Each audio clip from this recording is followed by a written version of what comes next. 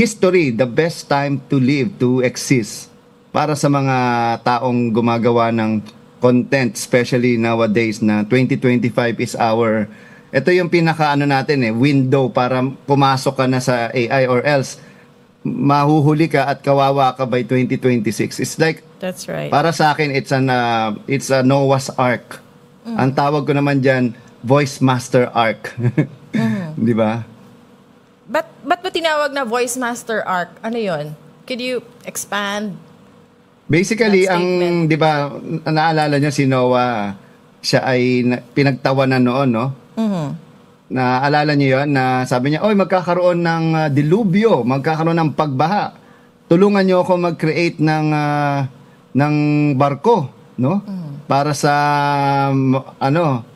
para makatulong kayo sa future na, kumbaga, ito yung magiging, natin, para makaligtas tayo sa pagbaha. No? Until walang naniwala, pamilya niya lang ang nagstay.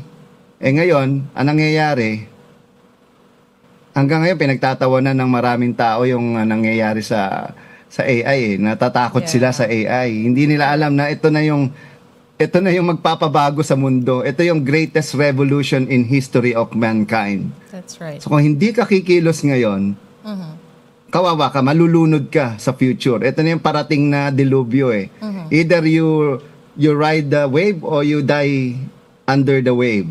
Right. So this is, kaya po nandito ako ngayon para magturo kung paano ethically magagamit ang AI and also AI education or literacy.